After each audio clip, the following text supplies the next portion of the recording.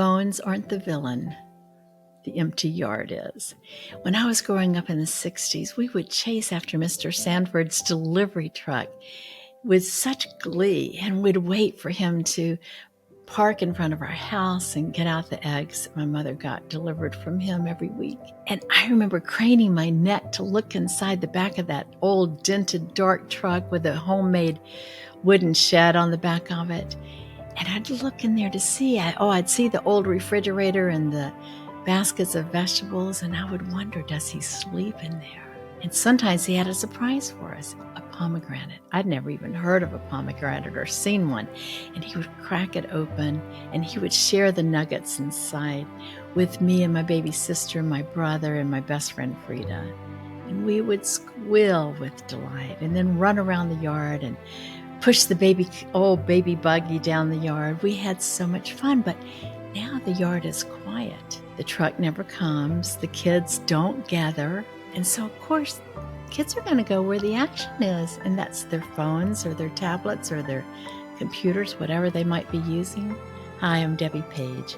I'm a mom and a grandmother. I've spent decades raising children, running businesses, and now watching this younger generation grow up, this new generation, and in a world that feels so different from the world I knew. And in this video, we're going to talk about why kids are really glued to their screens. And it's not necessarily an addiction, even though it becomes an addiction. And I'll give you 3 simple shifts you can start making right now. Open the door, say yes more, and join the Let Grow movement. Stick with me, because by the end, you'll see how to stop fighting the screens and start giving your kids back something even better: freedom. We all long for freedom. And we've all asked, why won't our kids put down their phones? We assume it's just the addiction or laziness or just how kids are wired today. But researchers Skenazy, Rausch, and Haidt ran a Harris poll of over 500 kids from ages 8 to 12. And their discovery flips that story upside down. And here's what kids themselves said. 45% would rather play outside, free and unstructured, than be online. 30% preferred organized activities, and 25% did like online socializing best. And even more shocking, 73% admitted they'd spend less time on their screens if they had more friends nearby to play with. So the issue isn't really just the addiction to screens. It's starvation of freedom and free play. And when we tell our kids to go outside, well, what's waiting for them? Not a yard filled with kids, and not even necessarily a yard filled with things that they can really play with, but an empty one. Neighborhood play has almost disappeared, especially in suburbia. I suppose in inner city, the kids are still outside maybe. But parents are busier, schedules are tighter, and the culture has shifted toward constant supervision. So when a child hears go outside, it's not the magical freedom I remember. It's silence, no neighbors, no friends, and nothing happening. And of course, they reach for their phone or their screen. And that's where the adventure is for them. And that's where the community is. And that's where something feels alive. Screens aren't the problem. They're the substitute.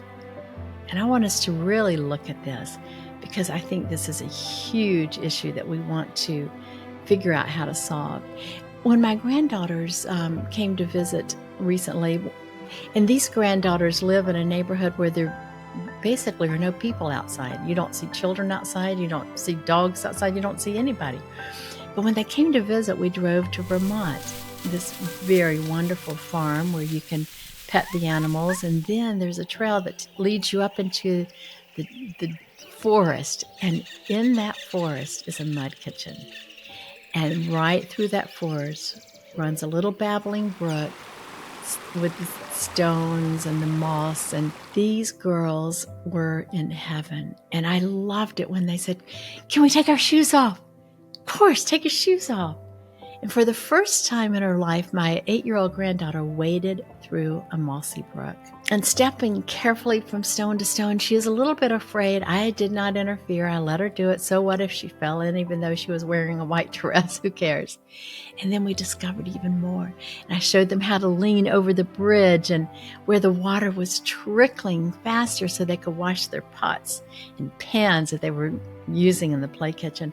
They laughed as the cold water rushed over their fingers. They were delighted. We opened up rocks or looked under them to look for crawdads. And squealing with tiny legs, they darted back under the stones. And the people who built this magical place had cleverly tipped over a huge oak tree. Its insides had hollowed out, and they made it become the oven for the mud kitchen. And they were putting their little pans in there, and they were pretending that they were making pizza, and it was all pure imagination blended with nature, and I loved watching it so much. I don't think my granddaughters will ever forget that day, because it wasn't just play. It was discovery, and it was freedom. And I would challenge any kid to stay glued to a phone when the alternative is stepping into a brook, splashing in the water, searching for crawdads, and cooking in a hollowed-out tree oven. Researchers have a name for this. They call it the freedom gap. Kids are wired for risk, and I see it with my little 2-year-old grandbaby. Creativity, exploration. They need chances to fall, to argue, to invent games, to climb too high, to solve their own boredom. And when that disappears, kids, they're going to look for those same feelings in the digital world. A video game that gives them adventure. TikTok gives them community. Messaging gives them risk and drama, and that shot of dopamine every time they hear that ding on their phone. And here's the good news. When you restore freedom, screens lose their grip. Think of it like food. Screens are candy, and freedom is real food, real fuel for the body and for the imagination. When kids have access to the real thing, the craving for that candy naturally goes down. So what can we do as moms? I'm doing it with my grandchildren. So I have grandchildren in North Carolina, Texas, and basically next door to me. And so here are the 3 shifts. Open the door. Let your child knock on a neighbor's door, even if it's an elderly neighbor. That can be a wonderful friend for them. Let them shoot hoops and ride their bike around the block. Second, say yes more to small freedoms right at home. Set up a mud kitchen in the yard. Give them logs and sticks and big rough-hewn blocks to build with outside. And offer them structures to climb, something to swing from. Even if it's a manufactured swing, give them things to swing on, places to invent their own games. Say yes to their ideas. So often we just say no, no, no, because it's not convenient. Even when it's messy, say yes to their ideas, because that's where childhood freedom grows. Third, join the Let Grow movement. It was founded by Skenazy.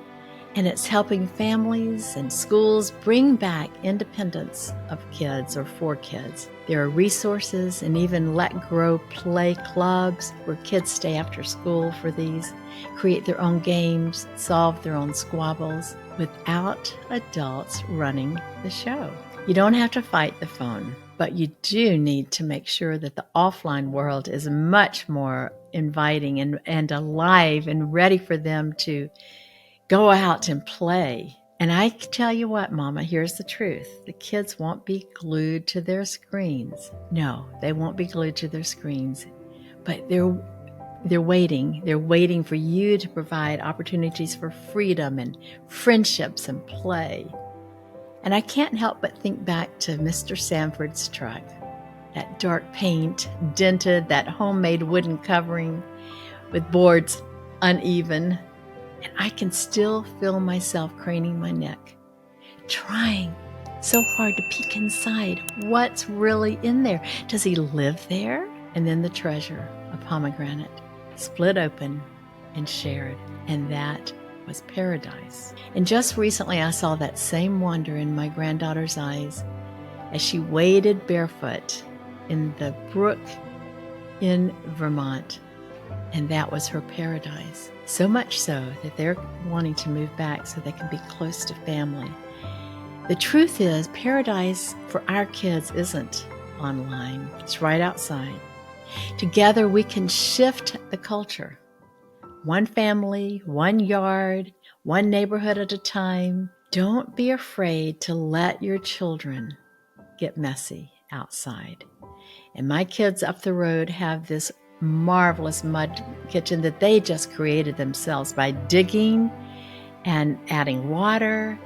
And they've got lots of little pots and pans and little cranes and dump trucks that they use. And almost every day they're outside playing, creating, making up their own games, making up their own rules. And it's really fun to watch because one has the more alpha personality, and she tends to dictate so much of what they're doing. But here's the thing, moms, give your kids freedom.